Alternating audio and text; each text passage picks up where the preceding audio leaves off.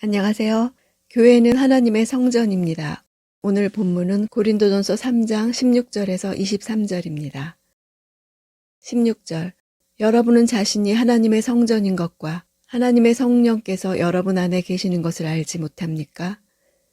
교회를 하나님의 건물로, 사역자들을 건물을 짓는 일꾼으로 비유한 바울은 이제 자신이 세운 건축물이 고린도 교회라고 말합니다. 바울의 수고는 헛되지 않았습니다. 여기서 성전이라는 단어는 지성소와 성소가 있는 성전 본체를 가리키는 단어입니다. 고린도 교인들에게 자신들이 성전이라는 개념은 이해하기가 쉬웠습니다. 당시 헬라 종교 철학자들과 도덕 철학자들은 신이 돌로 만든 신전에 계시는 것이 아니라 인간의 마음에 계신다고 했습니다. 신이 인간 안에 임재하면서 모든 것을 보고 듣는다고 생각했습니다. 당시 헬라 세계에 팽배한 이런 사상을 알고 있던 고린도 교인들은 바울의 말을 잘 이해했습니다. 하나님의 성전인 그들 안에 분쟁이 있다는 것에 대해 바울은 여러분은 알지 못합니까? 하고 그들이 이미 알고 있는 철학적 지식을 하나님에게 적용해서 질문함으로써 그들의 모습을 돌아보게 합니다. 17절. 만일 누구든지 하나님의 성전을 파괴하면 하나님께서 그 사람을 멸하실 것입니다. 이는 하나님의 성전은 거룩하기 때문입니다. 여러분이 바로 하나님의 성전입니다. 교회에서 분열 행위를 하는 것은 성전을 파괴하는 것입니다. 성전이 거룩한 것은 세상과 구별된 동시에 하나님께 속해 있기 때문입니다. 여러분이 바로 성전입니다. 원어로는 그것이 여러분이다. 고린도 교인들을 향해 여러분이 바로 그 거룩한 성전이라고 외치는 바울의 말에는 자신들의 영광스러운 본질을 망각하고 극심한 분쟁에 빠진 고린도 교인들을 향한 바울의 안타까운 심정이 절절히 드러납니다. 18절. 아무도 자신을 속이지 마십시오. 만일 여러분 가운데 누가 이 세상에서 지혜 있다고 생각한다면 어리석은 사람이 되십시오. 그렇게 해야 진정 지혜 있는 사람이 될 것입니다. 주제를 급격히 바꿔서 앞에서 논의했던 하나님의 지혜와 세상의 지혜에 대해 다시 언급합니다. 아무도 자신을 속이지 말라는 말은 당시 사람들이 논증을 할 때 흔히 사용하던 냉소주의적 스토아 학파의 통렬한 비난법이란 화법을 사용한 것입니다.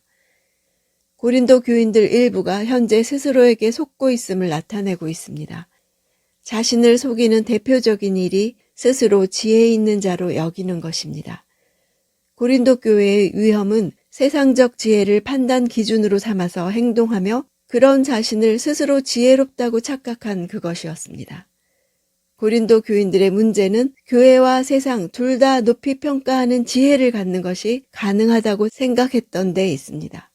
그러나 이 세상의 지혜와 하나님의 지혜는 결코 양립할 수 없습니다. 양자택일만이 있을 뿐입니다. 19절.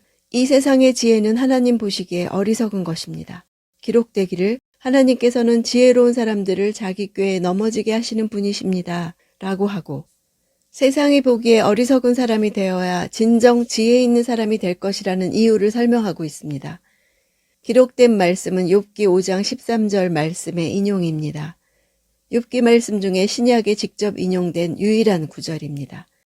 이것은 세상 지혜를 추구하는 자는 썩어질 육신의 만족만을 도모하는 자이기 때문에 결국 자신의 꾀에 자기가 넘어가 파멸하게 된다는 세상 지혜의 한계성을 보여줍니다. 20절. 또 기록되기를 주님은 지혜로운 사람들의 생각이 허망한 것을 아신다라고 한 것과 같습니다.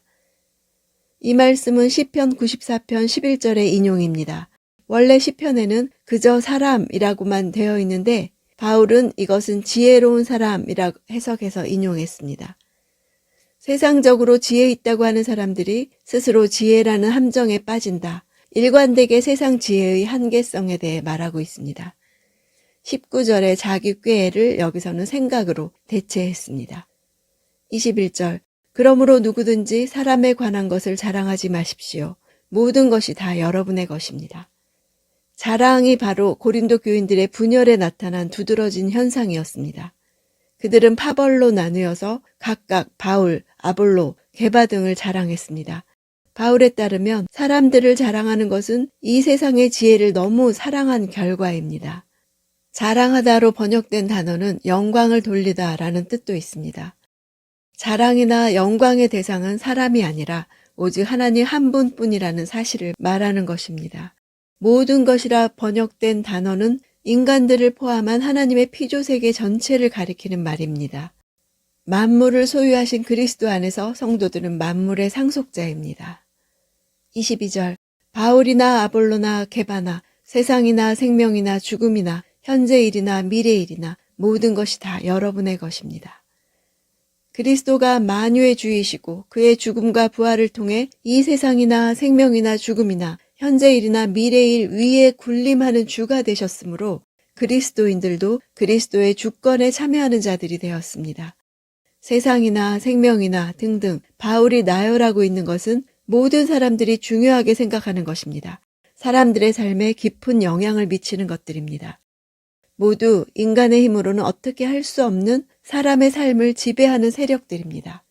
사람들은 이 세력들 앞에서 자신의 초라함을 발견하고 주눅이 듭니다. 그러나 바울은 이 모든 것이 교회에 속해 있다고 말하고 있습니다. 이 문제들은 그리스도께서 십자가에서 다 해결하셨기 때문에 이제 그리스도의 것이 되었습니다. 23절 그리고 여러분은 그리스도의 것이며 그리스도는 하나님의 것입니다. 그리스도인들의 세상에 대한 주권은 하나님의 원래 창조 질서가 회복된 결과입니다.